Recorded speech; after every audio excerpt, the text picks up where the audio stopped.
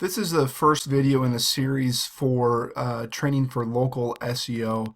This will show you how to do your own local SEO marketing and optimization and all of that different type of stuff. So we're going to go through several series of videos. This is just the introduction. To start out here, I'm just going to go through a couple of terms that you may or may not be familiar with, and then in following videos, I'm going to go through different resources that you can use to help you learn more about marketing. And then I'm going to dive right into the three main elements of local SEO. And at the very end, we're going to go through some tools that can help you in your efforts. So just real quick, I want to run through a handful of terms to just start out with to make sure we're all on the same page and you understand some of the basic concepts. So if I use them, I'm not confusing you. I try to stay away from acronyms, but if you're going to really dive into it, you got to learn some of these acronyms and what they mean and what they stand for. So the first one, this is probably, you hear this a lot and it can be confusing, but the first major word is called a backlink. There's a lot of confusion about it, but a backlink, if you really want to dub it down and simplify it, it is like another website voting for your website. That's really layman's terms per se, but what it is it's a third-party website with a link back to your website. What that tells Google is you're authoritative and they're willing to send some of their customers to your website. So backlinks are awesome, but that's what that word means. It's simply a link from a third-party website to your website. Okay, you'll hear the term map pack. A map pack is a pack of typically 3, sometimes there's more, map results in a Google search. So if we come over here and say a car sells in Boise per se, it'll pop up. This is what we call the map pack right here. So here's a map and it shows typically the top 3 car sales people in the Boise Valley. And you can search anything, different things, but you want to be in the top 3 for whatever your category is in your niche. And we're going to show you how you actually get in this map pack and what you need to do to accomplish that. But that is what a map pack is, okay? Similar to a map pack is what we call a citation. A citation simply is a listing of your company, again, on a third-party website.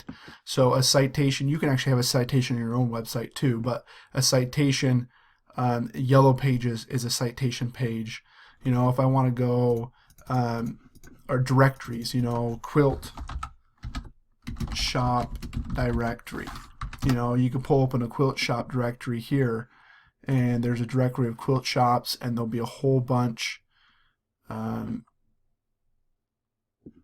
Find shops, you go up here, and here is a whole listing of quilt shops. This will create a citation. We'll go more in detail on all of these, but that's a citation, okay? And then, the big term, SEO. What does SEO stand for? Search Engine Optimization. Google is a search engine. Yelp is a search engine. You might be familiar with some of these, but this is a search engine is what displays the results when you search for something. So search engine optimization is optimizing your website to display in the search engines to the right people at the right time with the right information. Those 3 things are very critical. You don't want to manipulate the SEO the search engines because that causes problems. So you want to make sure you're delivering the right content to the right people at the right time.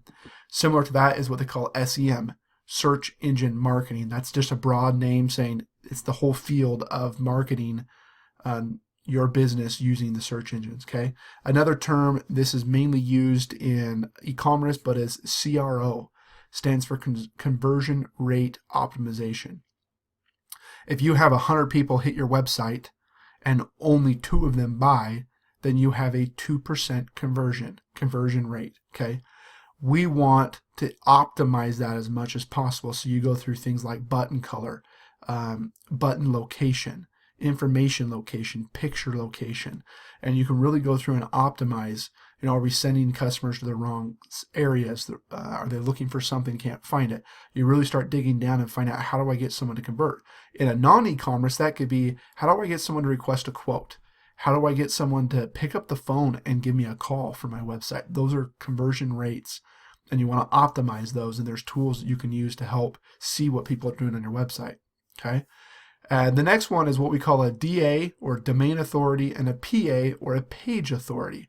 Okay, these are just subjective numbers that some companies or tools have come up with to help us better understand maybe our comparison or ranking or value to another competitor or company.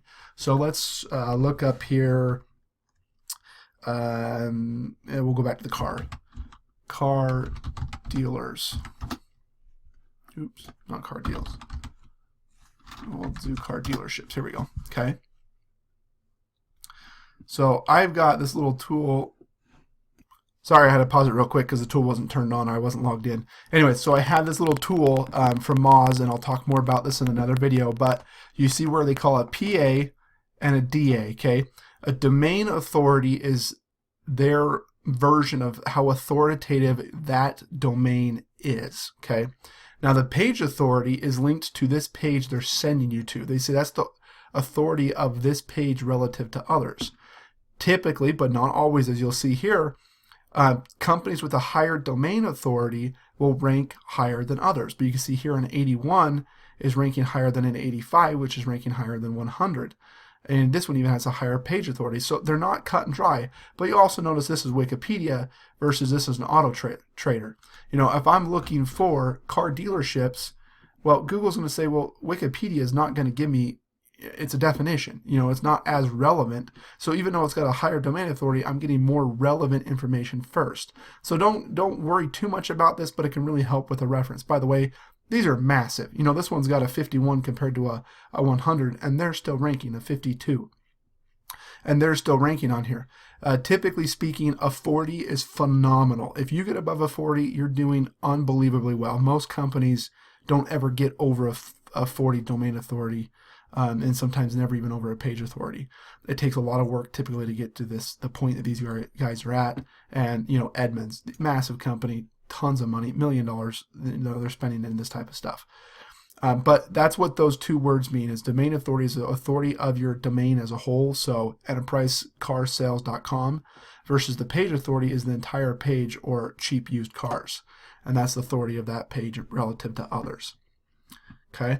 And the last one I'm going to go over in this video is what they call on-page versus off-page SEO.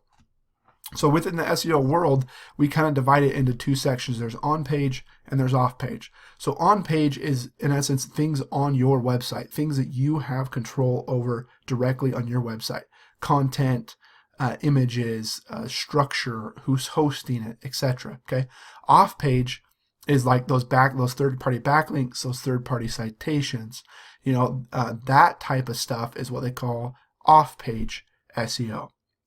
Okay, so those are some main terms to keep in mind. I hope that maybe clarifies some stuff to get started. The big thing that you're really gonna want to nail down and remember is backlinks and citations and kind of your map pack. The rest of those are just kind of helpful, and we're going to go in more in depth on the following videos on each of those categories.